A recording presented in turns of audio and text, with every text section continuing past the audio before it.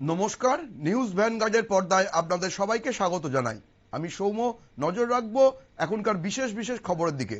প্রথমেই নজর রাখবো আবহাওয়ার খবরের দিকে। দক্ষিণ পশ্চিম মৌসুমী বায়ু ক্রমশ এগিয়ে আসছে এবং এর ফলে কিন্তু আগামী 7 দিন রাজ্য জুড়ে একটা ঝড় বৃষ্টির পূর্বাভাস দেওয়া হয়েছে আবহাওয়া দপ্তরের তরফ থেকে। তাপমাত্রা থাকবে স্বাভাবিকের কাছাকাছি। এই ব্যাপারে বিস্তারিত জেনে নেব। সঙ্গে রয়েছে আমাদের প্রতিনিধি অঙ্কিতা বর্ধন। অঙ্কিতা, আগামী এক সপ্তাহ আবহাওয়া কিরম থাকবে, আবহাওয়া দপ্তর কি জানাচ্ছে? একদমই দেখো, এই মুহূর্তে কিন্তু আবহাওয়া দপ্তর জানাচ্ছে যে আগামী 7 দিনের জন্য রাজ্যে বৃষ্টিপাতের সম্ভাবনা থাকছে এবং সতর্কবার্তা জারি করে দেওয়া হয়েছে। এই মুহূর্তে আমরা আগরতলা হাওয়া অফিসের পক্ষ থেকে একটি মিড ডে ত্রিপুরা ডিস্ট্রিক্ট লেভেলের ফরকাস্ট অর্থাৎ একটা আপডেট পেয়েছি।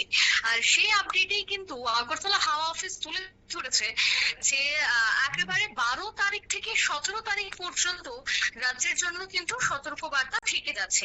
তাও হচ্ছে হলুদ সতর্কবার্তা। আজকের এবং আগামীকাল এই দুদিনের জন্য হেভি রেইনফল থাকবে।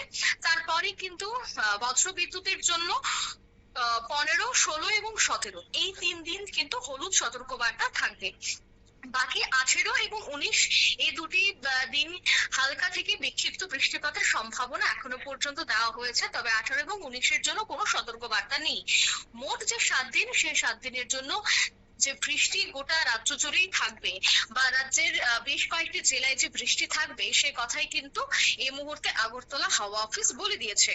অন্যদিকে আগামী 3 থেকে 4 দিন টেম্পারেচার কিন্তু একেবারে নর্মাল থাকবে, অর্থাৎ যে তাপমাত্রা সেটা কিন্তু স্বাভাবিকই থাকবে। ম্যাক্সিমাম টেম্পারেচার এবং মিনিমাম টেম্পারেচারের ক্ষেত্রেও কিন্তু দেখা যাচ্ছে যে স্বাভাবিকের কাছেই থাকবে তাপমাত্রা। 3 থেকে 4 দিনের কথা বলছি।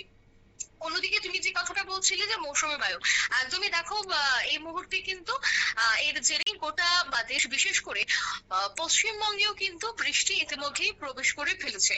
আর যার জন্যই কিন্তু দক্ষিণ পশ্চিম মৌসুমী বায়ুর জন্য আগামী 7 দিন বেশ কয়েকটি রাজ্যের জন্য সতর্কবার্তা দেওয়া হয়েছে। বিশেষ করে রাজ্য জুড়ে যে মেঘলা আকাশ সেটা কিন্তু বিরাজমান থাকবে।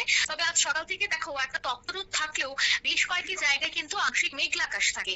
আর সেই আংশিক মেঘলা আকাশ এবং আবার কোথাও হঠাৎ করে তপ্তরোদ, এর মধ্যে কিন্তু একটা গলদঘর্ম পরিস্থিতি তৈরি হচ্ছে। আর এই গোমট পরিস্থিতির জন্য অসহনীয় জ্বালা তো থাকবেই, কিন্তু সেই জ্বালা মেটাতে পারে শুধুমাত্র বৃষ্টি, যা প্রত্যেক দিনই কোনো না কোনো একবার দেখা যেতে পারে।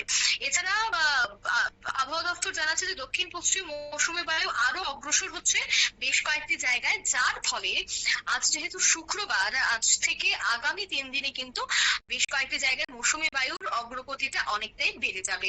একেবারে রাজ্য এবং আমাদের পার্শ্ববর্তী রাজ্য পশ্চিমবঙ্গ, অসম, সে সমস্ত জায়গায় কিন্তু অনুকূল পরিবেশ থাকবে। যদি আমার অন্যদিকে নজর রাখতে হয়, দিল্লি, হরিয়ানা, পাঞ্জাব, সে সমস্ত জায়গায় কিন্তু এক প্রকার লু বইছে, সেখানে অতিরিক্ত গরম, কিন্তু বৃষ্টিও হচ্ছে। সেই বৃষ্টিটা বা সামান্য হলেও তা কিন্তু স্বস্তিদায়ক হচ্ছে না। অতিরিক্ত বৃষ্টি যার ফলে সেখানকার মানুষজন কিন্তু অসহনীয় জ্বালায় দিন কাটাচ্ছে। বিশেষ করে সেখানে দেখা যাচ্ছে জলাশয়ে মাছ মরে যাওয়া বা সেখানে দেখা যাচ্ছে যে হিট স্ট্রোকের রোগীর সংখ্যা বাড়ছে।